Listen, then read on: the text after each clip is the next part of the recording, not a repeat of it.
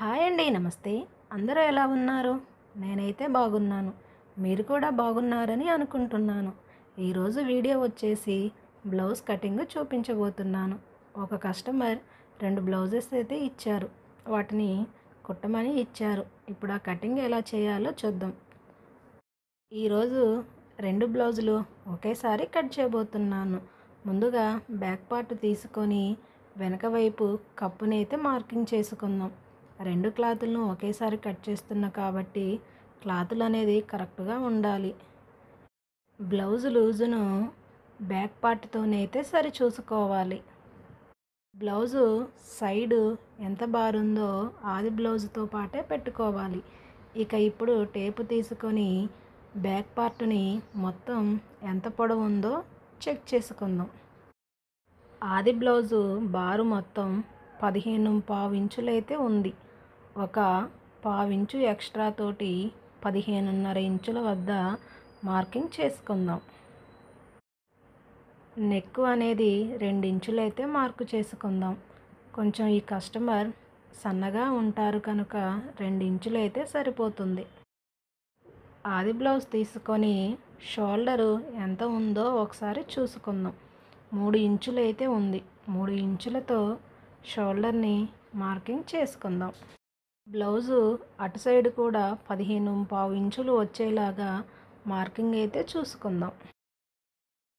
ఆది బ్లౌజ్ తీసుకొని అసలు చంక అనేది ఎంత ఉందో చూసుకుందాం. బ్లౌజ్ అనేది వెనక పార్టుతో మడతలు అనేవి సరిగా చూసుకొని టేప్తోనైతే కొలుచుకోవాలి. ఇలా వీడియోలో చూపిస్తున్న విధంగా చంక అనేది ఎంత తీసుకోవాలో చూసుకోవాలి. 5.5 ఇంచులతో మార్కింగ్ చేసుకుందాం.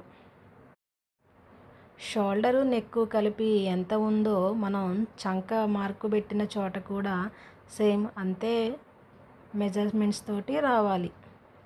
ఇక స్కేల్ తీసుకొని వీటన్నిటిని లైన్స్ అయితే డ్రా చేసుకుందాం.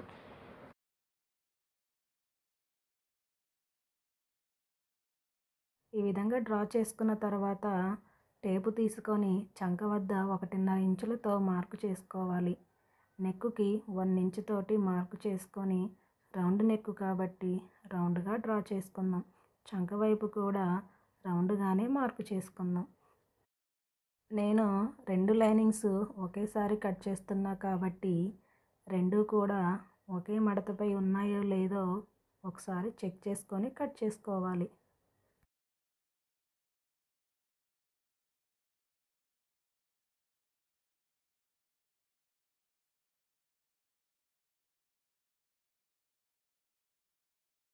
ఇక బ్యాక్ పార్ట్ కట్ చేసిన తర్వాత పక్కన పెట్టేసి మిగిలిన క్లాత్ని అయితే తీసుకుందాం. ఈ క్లాత్ ఓపెనింగ్స్ అనేవి మన వైపు వచ్చేలాగా చూసుకోవాలి. దీనిపై బ్యాక్ పార్ట్ను పెట్టి సేమ్ దానిలాగే మార్క్ అయితే చేసుకోవాలి. నెక్ అయితే డ్రా చేయొద్దండి. మనం ఆది బ్లౌజ్ తీసుకొని ఆది బ్లౌజ్ ప్రకారం నెక్ అయితే మార్క్ చేసుకోవాలి.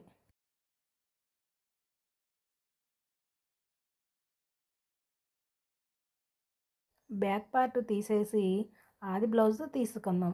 ఆది బ్లౌజ్ తోటి షేపుల వైపు సైడు ఎంత బారుందనేది చెక్ చేసుకుందాం. షేపులకు హ్యాండ్స్ దగ్గర ఖర్చుకు మొత్తానికి కలిపి చూసుకోవాలి. తర్వాత ఉక్సుల పట్టీతోటి నెక్కునైతే కొలుచుకుందాం.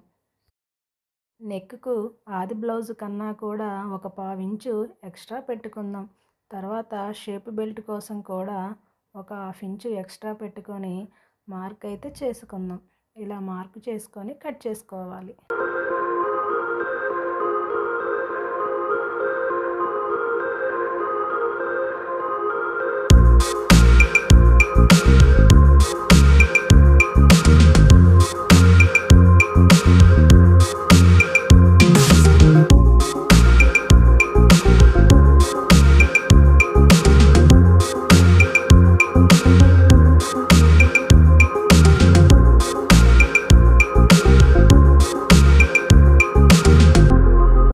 ఇలా కట్ చేసుకున్న తర్వాత ఫ్రంట్ పార్ట్కు ఇలా షోల్డర్లో సెంటర్ చూసుకొని టక్స్ అయితే పెట్టుకోవాలి.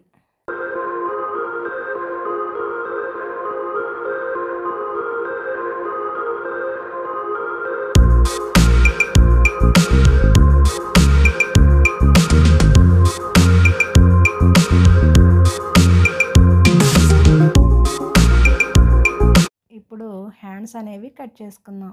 ఓపెనింగ్స్ అనేవి మనకి ఆపోజిట్లో ఉండాలి. కస్టమరు హ్యాండ్స్ 1 ఇంచ్ అయితే ఎక్స్ట్రా పెట్టమన్నారు. ముందుగా మనం క్లాత్ మీద 1 ఇంచ్ ఎక్స్ట్రా అయితే ముందు మార్క్ చేసుకుందాం. తర్వాత ఆది బ్లౌజ్ తోటి చూద్దాం.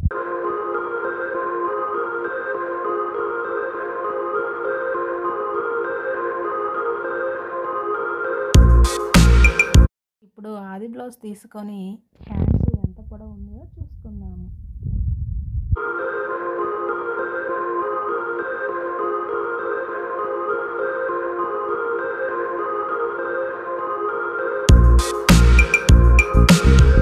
ఒకసారి టేపుతోటి హ్యాండ్స్ పొడవు ఎంత ఉన్నాయో చెక్ చేసుకుందాం. బ్లౌజ్ హ్యాండ్స్ పొడవు 8 ఇంచులు అయితే వచ్చింది. చంక డౌను 3 ఇంచులతో డౌన్ చేసుకోవాలి.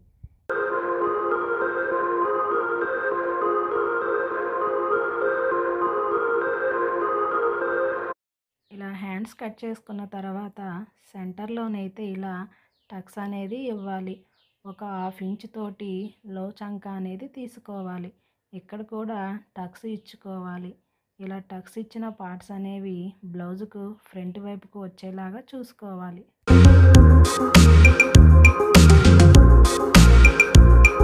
బ్లౌజుకు అంచుల సైడ్ ఉంటాయి కదా, వాటిని మనం నడుం బెల్ట్ కోసం కట్ చేసుకోవాలి.